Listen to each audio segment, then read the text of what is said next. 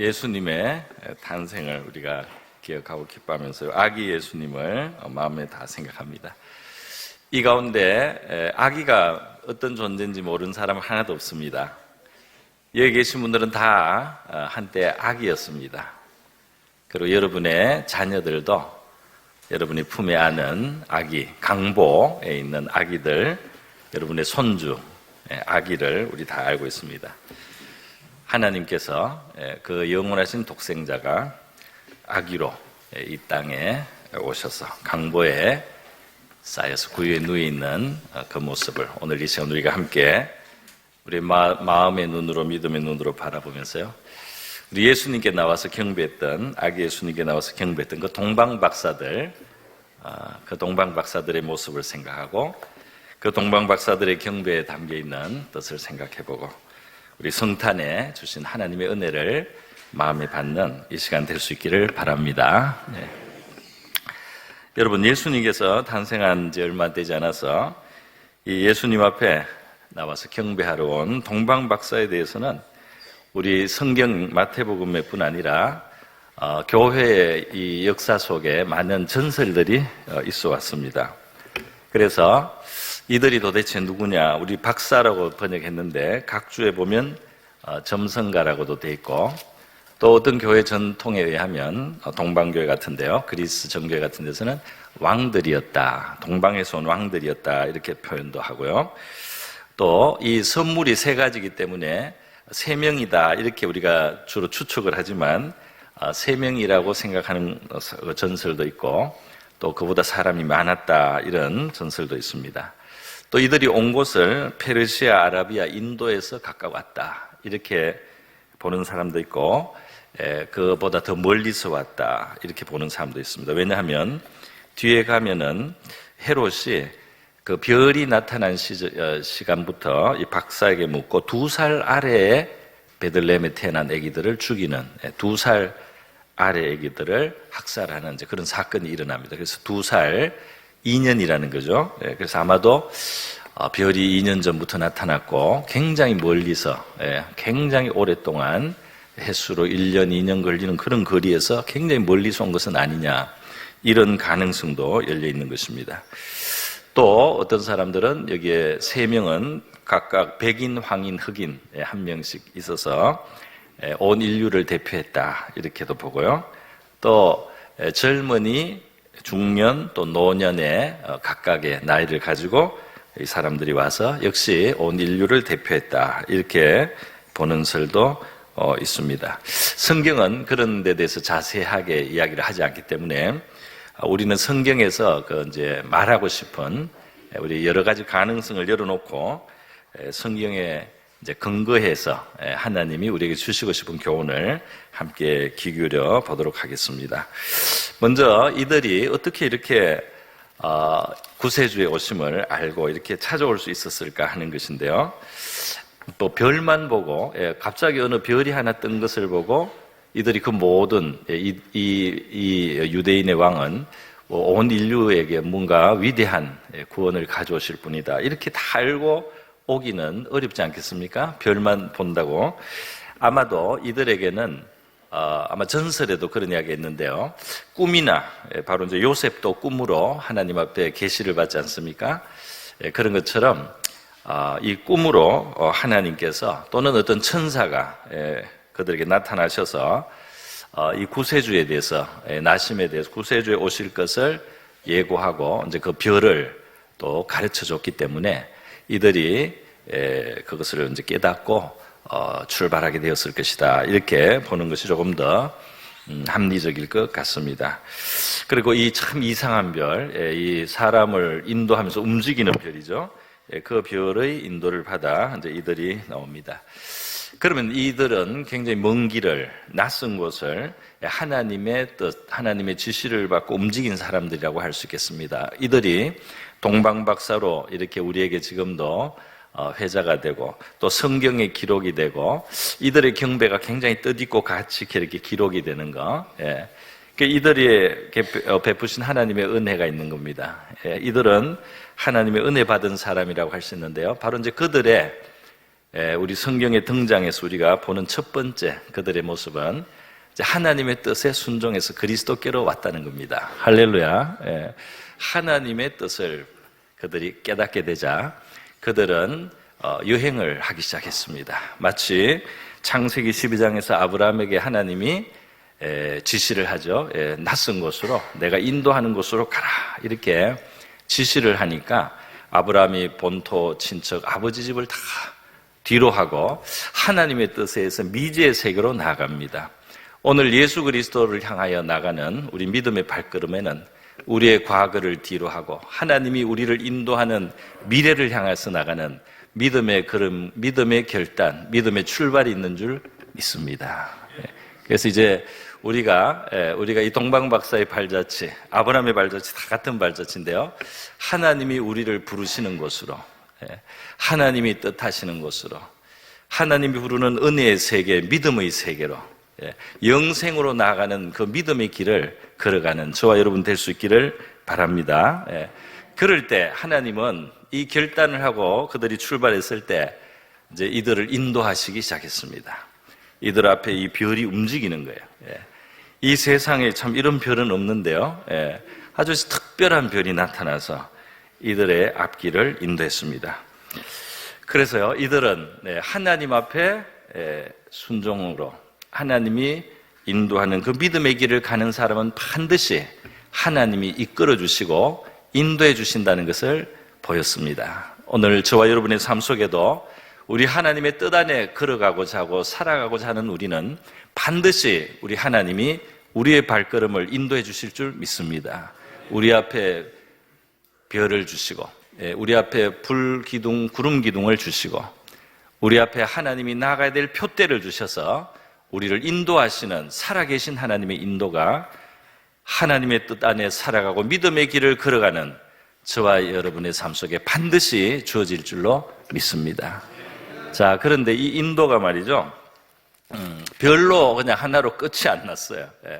별을 따라 오기는 왔는데 예루살렘까지 왔습니다. 거기에서 이제 잠깐 별이 안 보였을 수도 있어요. 그래서 이들은 이 이스라엘의 수도인 예루살렘에 와서 이제 여기에 있는 거 아닌가 이렇게 생각을 온 것 같습니다. 그래서 여기에 왕으로 나시니가 어디 계시냐 이렇게 물었는데요, 이제 그러자 소동이 일어났어요. 왜냐하면 이미 헤롯 왕이 그 다스리고 있는데 또 왕이 어디서 났냐고 했더니 이게 좀 심각한 문제입니다. 그래서 헤롯 왕은 또 폭군이기도 하고 아주 권력이 세고 아주 수단과 방법을 가리지 않는 무서운 왕이에요. 그렇기 때문에 사람들이 다 긴장할 수밖에 없는 거예요. 또 온 예루살렘도 소동을 했습니다.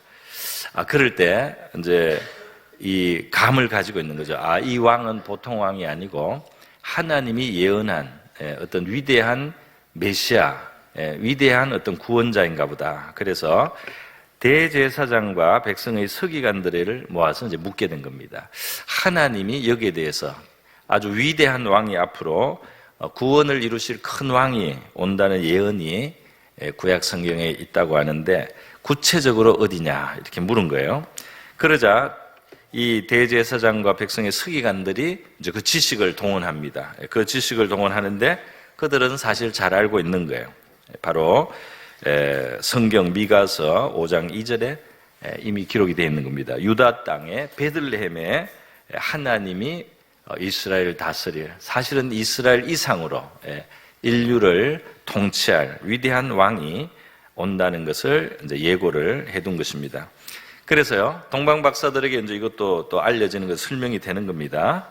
그래서 헤롯 임금은 사실은 지금 동방 박사에게 경배하고 와서 나한테 알려달라고 하는 것은 이제 해치기 위해서. 이 사람은 뭐 신앙도 없어요. 이 사람이 그 물은 것은 자기의 그냥 이 그리스도를 자기를 라이벌처럼 자기를 대적하는 어떤 새 왕은 자기가 없애버려야 될 왕으로 이렇게 생각하는 정말 무도한 사람이요, 하나님의 예언대로 왔다고 해도 나는 그를 용납할 수 없다라고 하는, 그냥 이 세상에 자기의 권세와 자기의 영광과 자기의 지위에만 그것을 신으로 삼고 있는 사람이다, 이렇게 할 수가 있겠습니다. 이게 사실 왕이 오셨다 그러면, 그죠? 자기도 달려가서 경배도 하고, 진짜 그분이 다스려야 될 것 같으면 자기가 그분이 다스리도록 해야 될 역할인데, 이 헤롯은 그리스도의 왕됨을 원치 않는 바로 우리 세상의 죄인들의 마음을 대표하고 있어요. 그리스도가 와서 다스리기를 원치 않는다 이 말입니다. 내가 계속 왕노릇 해야 되겠다 이 말이에요. 내가 계속 왕노릇 해야 되는데 왜 그리스도가 왕이라고 하느냐. 저와 여러분에게는 스스로 왕노릇 하는 사람이 없기를 바랍니다. 우리가 왕노릇 해봤자 우리의 능력, 우리의 지혜, 우리의 생각이 얼마나 부족해요. 우리가 왕노릇 하는 곳에 혼란이 있는 거예요. 우리가 왕노릇 하는 곳에 불만이 있는 거예요. 우리가 왕노릇 하는 곳에 결핍이 있는 것입니다. 우리가 왕노릇 하는데 항상 우리가 뭔가 미달되어 있는 거예요. 그리스도를 왕으로 영접하고 그리스도의 지배를 받고 그리스도를 왕으로 모실 때 저와 여러분의 삶이 온전하고 채워지게 되는 줄 믿습니다. 정말 왕이 될 만한 분을 왕을 시켜야지. 왕의 자격이 없는 자들이 왕 노릇을 하니까 이렇게 어려운 거예요. 진정으로 왕으로서 그 일을 하실 수 있는 분이 왕이 돼야 되지 않겠습니까? 저와 여러분의 삶 속에 그리스도를 왕으로 모셔서 주님의 다스림을 받고 주님의 돌보심을 받고 주님의 공급을 받고 주님의 보호를 받고 주님의 인도를 받는 그리스도를 왕으로 모신 우리 모든 성도들이 될 수 있기를 바랍니다. 그리스도는 왕으로 오신 분이기 때문에 왕으로 영접을 해야 된다 이 말이죠. 자, 그렇게 헤롯은 이와 같이 잘못된 태도를 보였지만 바로 이 동방 박사들은 바로 이 순종의 걸음으로 지금까지 왔어요. 그래서 그 별이 인도했죠. 그리고 이제 그 대제사장과 서기관들이 심지어 그것을 소집한 것은 헤롯 왕입니다. 그리고 이 대제사장과 서기관들도 사실은 좀 온전치 못한 사람들이에요. 왜냐하면 좀 동방박사와 같이 경배하러 안 가잖아요. 헤롯 왕의 눈치를 본 겁니다. 그러니까 그들은 이 세상이 더 중요했어요. 그래서 사실은 부족한 사람들, 헤롯 왕도 악한 사람이고 그리고 이 대제사장과 또 이 서기관들 사실은 굉장히 그 하나님 앞에 볼 때는 문제가 있는 사람이에요. 그럼에도 불구하고 여러분 어떻습니까? 지금 이 동방 박사들이 우리 예수님 앞에 나아가는 길에 있어서는 그들도 사용되었습니다. 할렐루야. 그들도 역할을 했다 이 말이에요. 그들도 도움이 되었어요. 할렐루야. 여러분 우리 환경이 악하다로 우리 주변에 어떤 사람들이 뭐가 잘못됐다고 우리가 불평할 일이 아니고 그것을 통해서 하나님께서 우리를 진리로 인도하고 그리스도께로 인도하고 우리가 정말 경배해야 될 주님을 만나게 그들을 사용하신다는 사실을 믿으시기를 바랍니다. 뭐 헤롯은 나쁜 사람인데 저 서기관과 제사장은 정말 인간의 눈치나 보고 하나님의 종답지 않다. 그렇게 비판할 필요도 없어요. 그리스도께 나가고 하나님의 뜻을 순종해 나가는 사람들에게는 이 모든 것이 그들을 인도하시는 하나님의 도구가 될 수 있다 이 말입니다. 그렇기 때문에 이 하나님께서는 정말 다양한 방법으로 이 순종의 걸음, 믿음의 걸음을 가는 이 동방 박사들을 인도해 줬다 이 말이에요. 뿐만 아니라 이제 다시 별이 또 다시 이제 나타났어요. 어느 기간 동안에는 이 별이 안 보였던 것 같아요. 그런데 또 다시 별이 나타나요. 그래서 하나님은 방법이 다양하시고 하나님의 수단은 무궁하시다. 할렐루야. 하나님은 이것도 쓸 수 있고 저것도 쓸 수 있단 말이에요. 하나님은 선한 것도 쓸 수 있고 악한 것도 쓸 수 있단 말이에요. 이렇게 하나님이 모든 것을 주재하심으로 저와 여러분이 하나님의 뜻 안에 살고자 하고 하나님의 뜻을 행하고자 하고 하나님의 인도를 따라 살고자 할 때 반드시 하나님이 도와주실 것이고 하나님이 우리를 인도해 주실 것을 믿으시기 바랍니다. 자, 동방박사는 이렇게 주님 앞으로 나왔습니다. 여러분, 동방박사들의 발걸음에서 우리가 보는 또 하나 중요한 것이 있어요. 이 별을 2년 전에 보고 왔으니까 정말 그 길이 얼마나 먼 길인지 우리가 다 추측할 수가 없습니다. 1년 걸리는 길이었는지 1년 반 걸리는 길인지 반년 걸리는 길, 출발 언제인지는 알 수 없으니까요.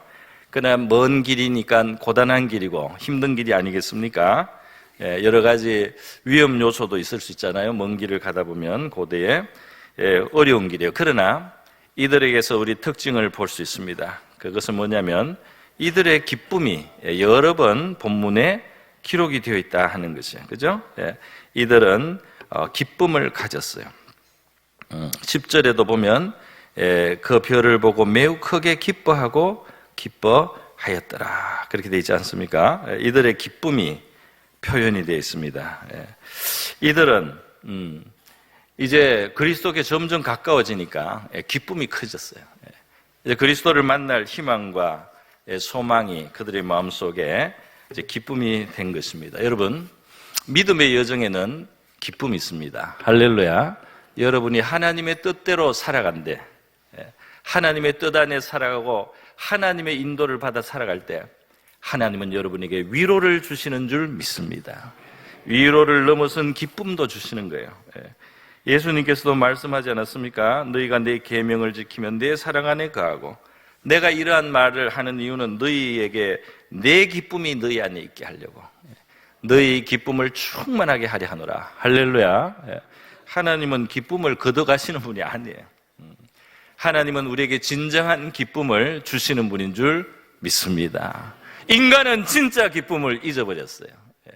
진정한 기쁨을 잊어버리고, 영혼의 참된 기쁨이 어디서 오는지를 잊어버리고, 아주 얕은 것으로, 아주 그냥 얄팍한 것으로, 그런 것으로 겨우 낙을 삼아서 아웅다웅 살아가는 그런 존재가 되었습니다. 그러나 우리 하나님이 주시는 주님의 기쁨, 주님이 가지셨던 그 기쁨을 우리도 누리기를 원하시는 것이 바로 우리 주님의 뜻이요 하나님의 뜻인 줄 믿습니다.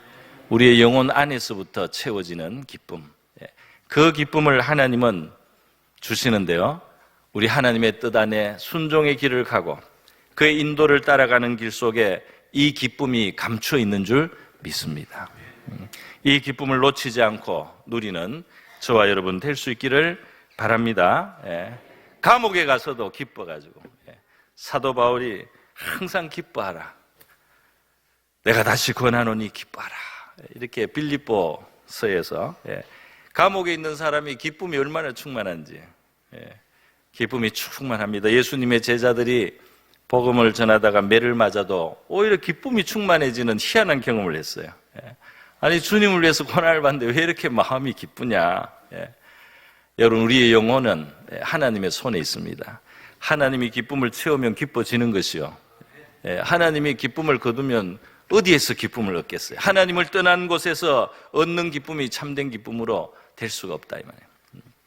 그래서 여러분, 이렇게 주님과 가까워지는 이 동방박사들에게 있는 큰 기쁨이 우리의 삶 속에 이 기쁨의 샘이 열리기를 바랍니다. 갈수록 더 풍부한 기쁨의 샘이 우리의 삶 속에 솟아날 수 있기를 바랍니다. 어떤 사람들은, 우리 신자들은 말이죠, 그렇기 때문에 이제 우리의 이 육신의 생명이 다해갈 때 어떤 의미에서 이 땅을 떠나는 것은 바로 그리스도를 대하게 되는 거예요. 우리 신자들은 죽음을 두려워할 필요가 없습니다. 할렐루야. 왜냐하면 이제 진짜 주님을 만나는 거니까. 이제는 주님을 대면할 수 있는 날이 다가온다, 이 말이에요. 신자들은 죽을까봐 두려워하는 사람이 아니에요. 우리의 죽음에도 소망을 가지고, 죽음에도 기대를 가지고 죽음을 맞이할 수 있는 저와 여러분 될 수 있기를 바랍니다. 왜냐하면 그날에 이 땅의 수고가 끝나는 날이에요. 이 땅의 고생이 끝나는 날입니다. 이 땅의 이 곤고한 것과 이 참 가슴 아픈 일들이 이제는 우리가 벗어나는 날이에요. 그리고 우리의 영원한 본향에서 우리 하나님 아버지의 품에서 우리를 사랑하여 자기를 십자가에 내어주셨던 그리스도 앞에서 우리가 살아갈 수 있는 가장 아름다운 시간이 다가오고 있습니다. 그렇기 때문에 우리의 육세가 쇠하고 우리의 건강이 약해져도 우리가 이 땅에 있는 동안에는 참 될 수 있으면 기도도 잘하고, 정말 주님께 부름받기 참 전주까지 예배 드릴 수 있으면 좋겠어요. 예배당에서 예배 드리고, 그리고 조용히 주님이 부르시는 그 순간 우리가 할렐루야와 감사로 하늘의 문이 열린다, 하늘의 문이 열린다 기뻐하면서 우리 주님 앞에 나갈 수 있는 저와 여러분 될 수 있기를 바랍니다. 여러분, 그래서 말이죠. 이렇게 우리 주님을 향해서 나가는, 우리의 인생이 주님을 향해서 나가는 인생이라면, 주님을 만날 것을 바라보고 기대하며 나가는 인생이라면 우리는 갈수록 더 소망이 있고 갈수록 더 기뻐해야 될 이유가 있는 그러한 사람들인 줄 믿습니다. 주님과 가까워지고 있다 이 말이에요.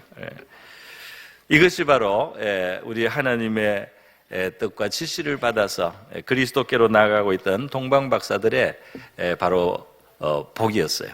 바로 이것이 우리도 저희들의 것도 되어야 할 줄 믿습니다. 이 기쁨이요.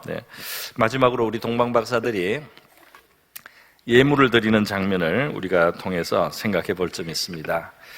동방박사들이 드린 예물이 아주 구체적으로 기도에 보배합을 열어서 황금과 유황과 모략을 예물로 드려요. 옛날에는 이제 왕이나 아주 위대한 그런 존재를 만날 때는 이제 예물을 가지고 나가는 거죠. 예물을 가지고 나가서 보배로운 것들을 이제 드렸습니다. 황금과 유향과 모략. 이들이 이 세 가지를 이제 준비해서 가지고 와서 드린 것을 보면 아마 뭐 자연스럽게 했을 것 같기는 해요. 뭐 하나님이 그까지 꼭 지시를 명령을 내렸다기보다는 자연스럽지만 여기에는 굉장히 하나님의 뜻하고 일치하는 그런 하나님의 섭리적으로 이들이 이 세 가지 예물을 특별히 준비했을 것이다. 이렇게 우리는 이해가 됩니다. 왜냐하면 이 세 가지 예물은 바로 지금 이 아기로 나신 바로 그리스도 예수의 바로 그 예수님의 신분에 너무나 어울리는 예물이었기 때문입니다. 왜 그렇습니까? 이 황금이라고 하는 것이 바로 주로 왕을 상징하는 가장 귀한 이 보물입니다. 그래서 이 왕들에게 나갈 때 예물을 가지고 금 달란트를 가지고 그렇게 이제 왕들을 아련하고 또 왕들을 만나고 이렇게 했다는 것입니다. 그러니까 황금은 바로 왕을 만나러 가는 사람들의 준비물이었어요. 그러니까 이 아기 그리스도가 지금은 이 구유에 있고 또는 뭐 베들레헴에 흐름한 어떤 뭐 마구간에 있거나 이렇게 제대로 되지 않은 정말 우리를 구원하러 오시니까 이렇게 낮고 초라한 곳까지 내려오시지만 그럼에도 불구하고 그리스도는 진정한 왕이시기 때문에 진정으로 그분은 만왕의 왕이시기 때문에 그분께 황금을 가지고 우리가 이 땅에서 구할 수 있는 가장 귀한 그런 물질을 가지고 이 주님 앞에 나가서 드리면 합당했다는 겁니다. 또 두 번째로 유향을 드렸어요. 이 유향은 어떤 그 상징을 가지고 왔냐면 바로 이 제사장의 활동에 제일 상징을 가진 물건이라고 할 수 있습니다. 제사장은 성소에서 이 유향을 사용해서 이 향으로 사르기도 하고 또 이 유향을 가지고 또 이 거룩한 기름을 만들기도 하고 그래서 이 유향하고 제일 어울리는 것은 제사장이라는 신분이에요.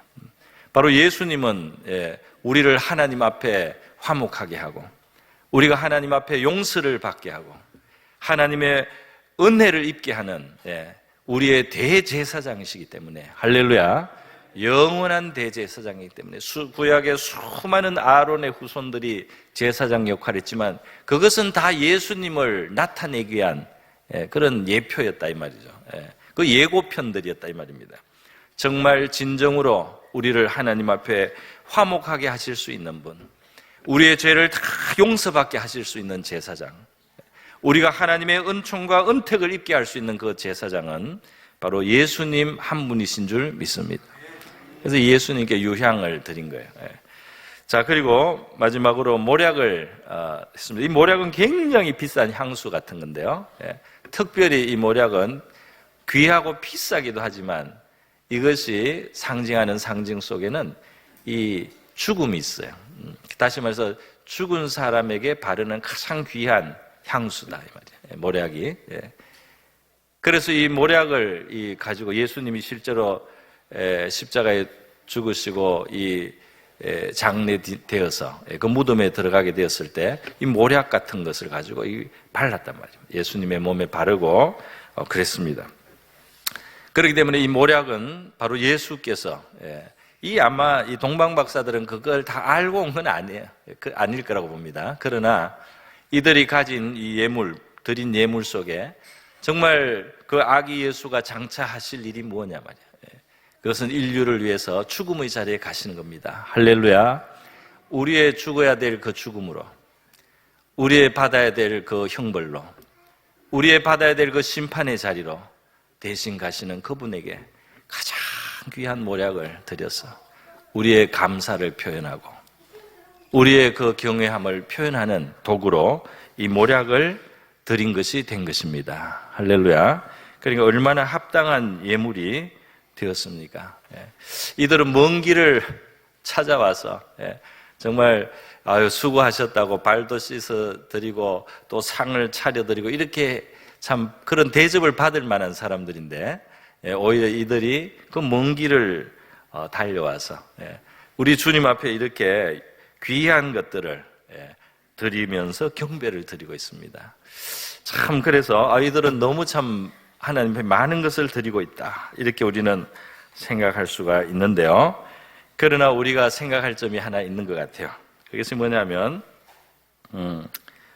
여러분, 지금 이 동방박사들이 황금과 유황과 모략을 들여서 경배하는 이 예수님, 지금 이 초라한 강보에 쌓여있고 구유에 누워있고 이 마구간 같은 곳에 이렇게 있고 한 바로 이분이 누구십니까?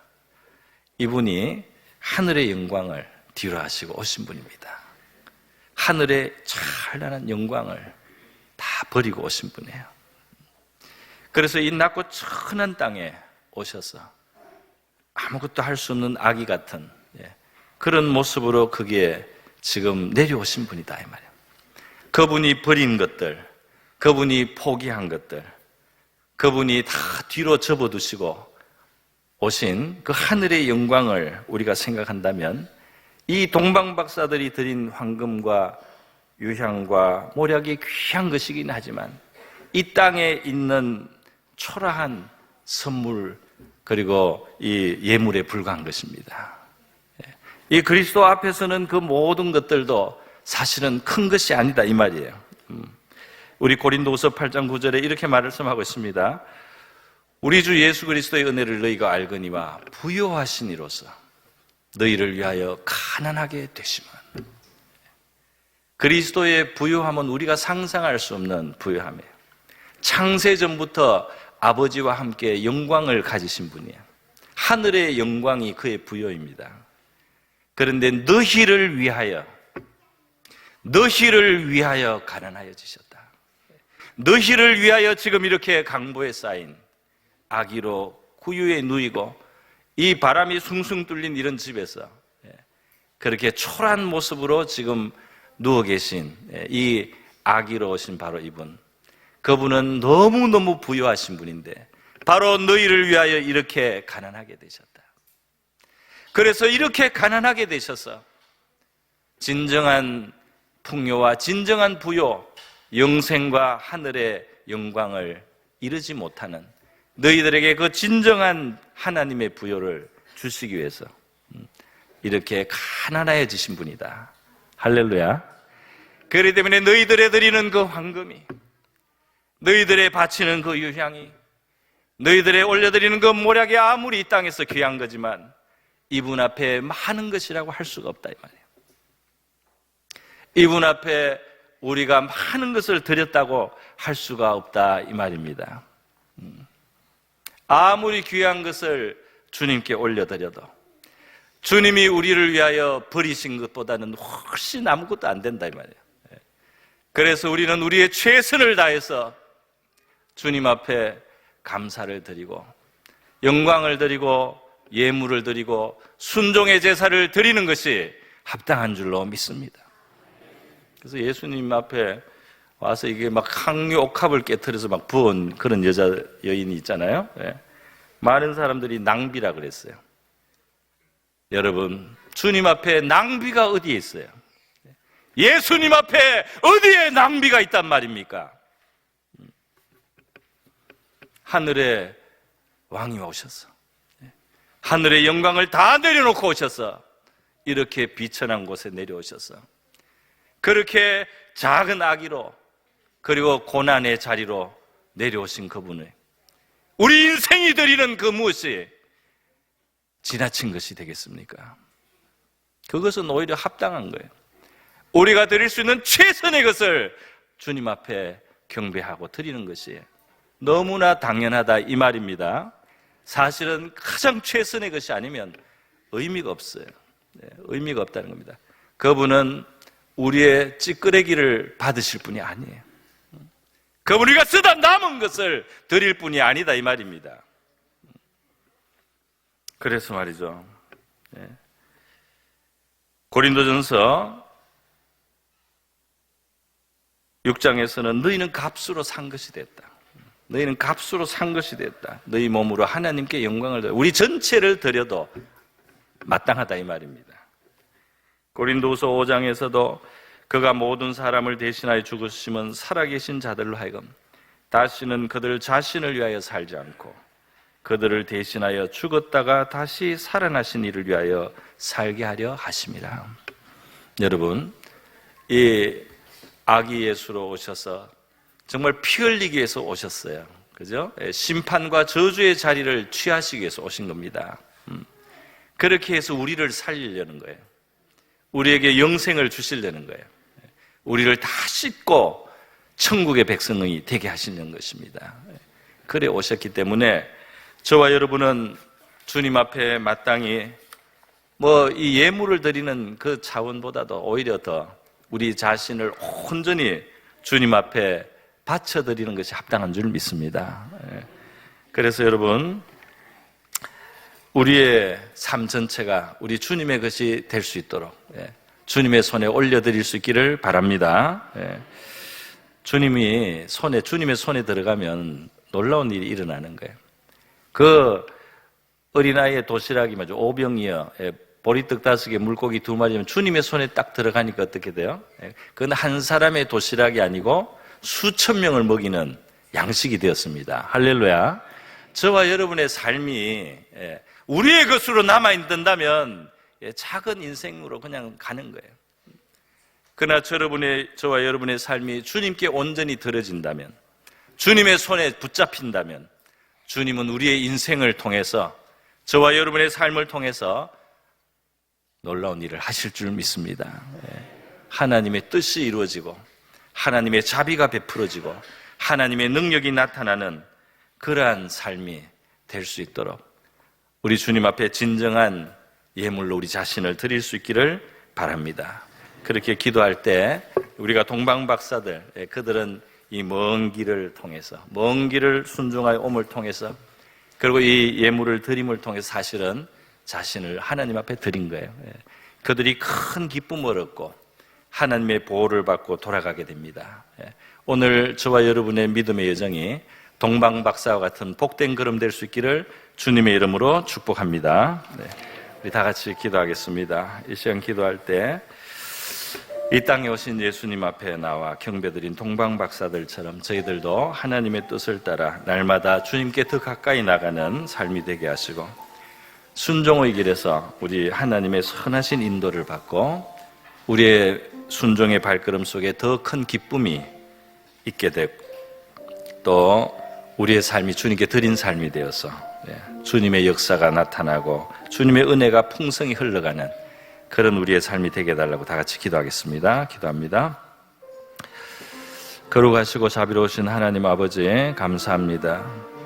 우리의 구세주로 이 땅에 오신 예수님 앞에 나와 경배드린 동방박사들의 발걸음을 오늘 이 시간 하나님의 말씀 속에 상고하며 저희들의 믿음의 여정도, 믿음의 발걸음도 동방박사들처럼 복된 걸음이 될 수 있기를 소원합니다.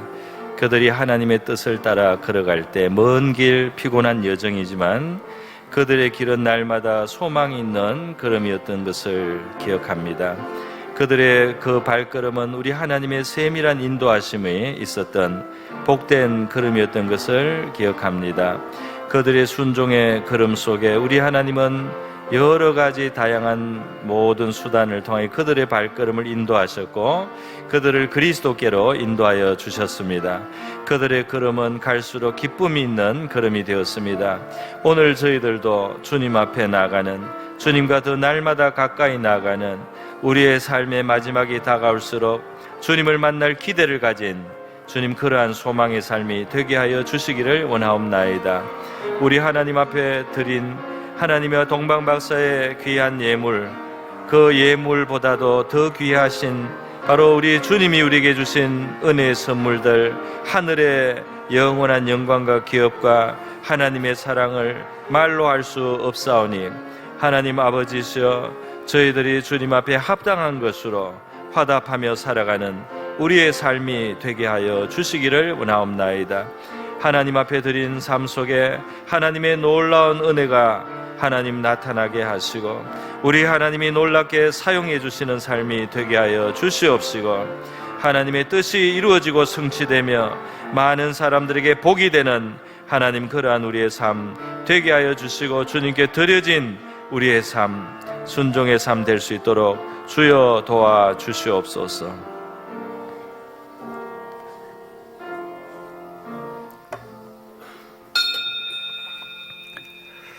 거룩하시고 내려오신 하나님 아버지, 우리의 구세주로 이 땅이 낮고 천한 곳까지 내려오신 우리 예수님 앞에, 우리 아기 예수님 앞에 나와 경배드린 우리 동방박사들의 모습을 봅니다.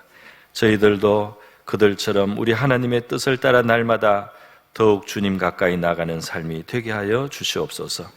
우리 하나님의 뜻에 순종의 발걸음으로 옮기고 하나님의 선하신 인도함을 받는 삶이 되게 하시고, 우리 하나님으로 말미암는 기쁨이 날마다 커가는 하나님 그러한 삶이 되게 하여 주시옵소서.